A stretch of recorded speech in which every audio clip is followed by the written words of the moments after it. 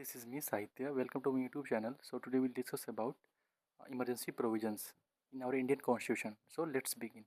So first of all, the emergency provisions are one of the most important topics in UPSC polity.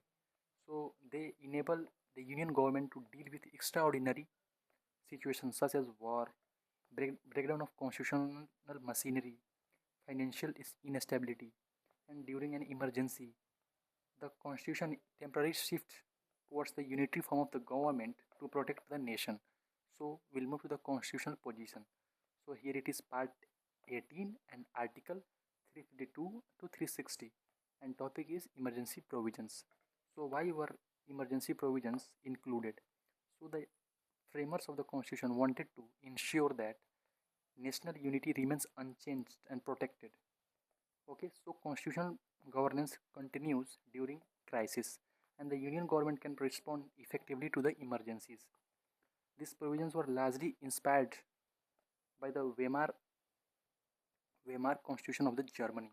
Okay, so we'll move to the types of emergency. Okay, so there are three types of constitutional emergencies.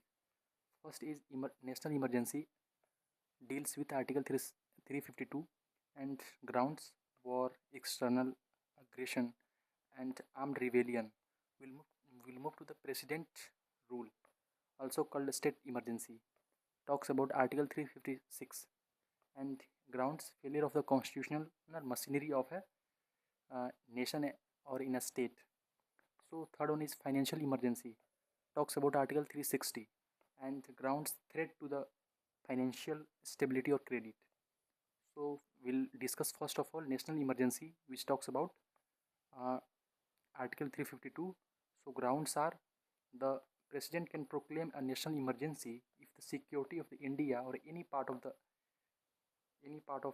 it is threatened by war, external aggressions, armed rebellion. Before 44 Constitutional Amendment Act 1978, the third ground was internal disturbance. It was replaced with armed rebellion to prevent misuse. So, who proclaims? The President of India. And however, the proclamation can be issued only after receiving written advice from the Union Government and Union Cabinet.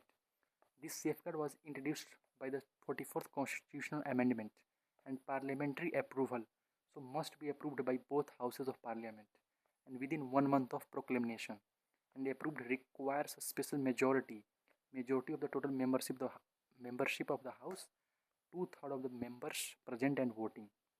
P and V. So we'll move to the duration. So valid for the 6 months and can be extended indefinitely in the blocks of 6 months and subject to parliamentary approval each time.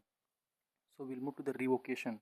The president can revoke the emergency at any time and the Lok Sabha can also compel revocation by passing a resolution with simple majority if at least 1/10 of its member give notice. And what is the effect of emergency provisions?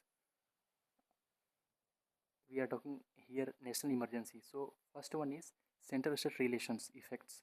Union can legislate on state list subjects. Example, parliament may legislate on public order during an emergency. And second one is executive power. So the center can issue directions to state on any matter. And third one is financial relations. So president may modify the distribution of financial resources between the center and the states. And fourth one, effect on the Lok Sabha.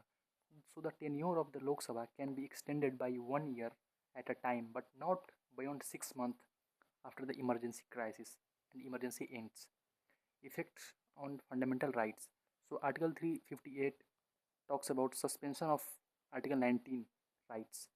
Important points applies only during an emergency declared on grounds of war and external aggression. Does not apply if the emergency is declared due to armed rebellion. Example, the government may impose reasonable restrictions on freedom of speech during wartime. And Article 359 talks about the president may suspend right to move courts from enforcement of specified fundamental rights. Important exceptions, rights under Article 20 and Article 21 cannot be suspended. even during a national emergency. This protection was added by 44th Constitutional Amendment. National emergency declared in India, year and regions.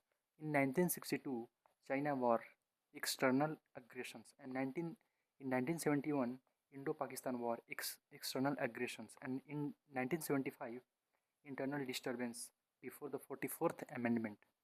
And the 1975 emergency, 1975 to 1977, remains the most debated due to concern over civil liberties and democratic institutions. We'll move to the next topic, President rules, and also called state emergency. Talks about Article 356. So grounds when the president is satisfied that the government of state cannot be carried on in accordance with the constitution, usually based on the report of the governor but not necessarily. Parliamentary approval must be approved both houses of parliament within 2 months, and duration, initially valid for 6 months, can be extended every 6 months, and maximum duration is 3 years, subject to constitutional condition. So what are the effects of president rules? So executive, first of all, will talk. The president assume the function of the state government. Legislature, second one, state legislature assembly may be suspended or dissolved. Parliament exercises the legislative powers of the state legislature, and judiciary, the power of the high courts remain unaffected.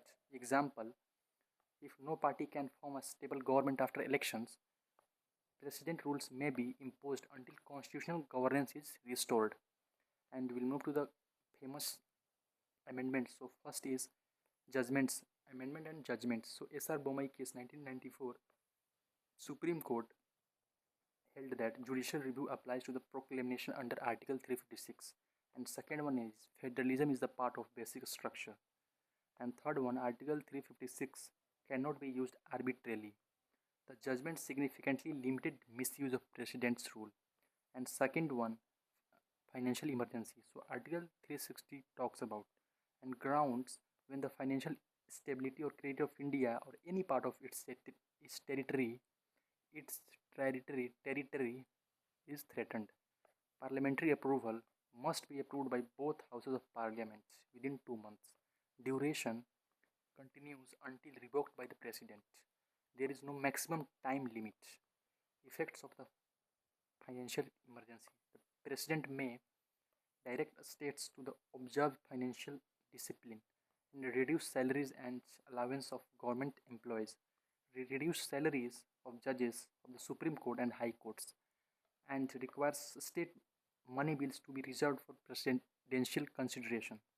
So what is the example? So example, if India faces an extreme fiscal crisis threatening national financial stability, a financial emergency may be considered. Important fact, no financial emergency has ever been declared in India till now. We'll move to the comparison of three emergencies. So first is feature and second one is national and president rules and financial emergency. So Article 350, 352, 365 and 360. So region, war, external aggressions and armed rebellion comes under Article 352, and failure of constitutional machinery comes under Article 356, and financial instability comes under Article 360. So area, whole part of India, whole or part of India, and particular state, Article 356, and whole or part of India, Article 360.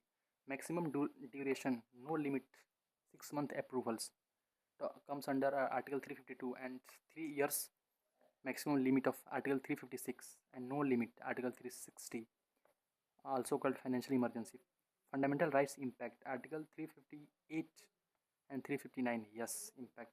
No in Article 356, and also in Article 360, no impacts on fundamental rights. So 30th Constitutional Amendment 1975 made the President's satisfaction final and conclusive regarding emergency proclamation. So also move to the 42nd Constitutional Amendment 1976 strengthened the powers of the center during emergencies, and 44th Constitutional Amendment 1978, a landmark reform that introduced safeguards.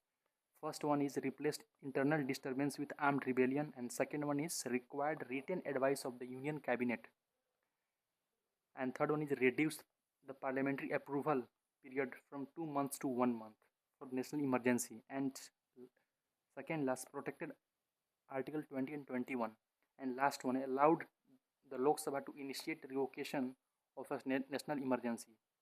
We will move to the prelims revision table. So Article 52 talks about 352 talks about national emergency, and Article 353 talks about effects of national emergency, and Article 356 talks about President rules, and Article 358 talks about suspension of Article 19, and Article 359 talks about suspension of enforcement of fundamental rights, and Article 360 talks about financial emergency and also called crisis during crisis. So mnemonic NPF. Article N is national emergency, which comes under Article 352, and P President rules, Article 356, and F financial emergency, Article 360. And we'll move to the UPSC prelims facts. So Part 18 deals with emergency provisions. So three types of constitutional emergency exist. National emergency has been proclaimed three times: 1962, 1971, and 1975. Financial emergency has never been imposed in India. And S.R. Bommai in 1994 restricted arbitrary use of Article 356, and Article 20 and 21 cannot be suspended even during a national emergency. So men's value addition, observation by Bhimrao Ambedkar.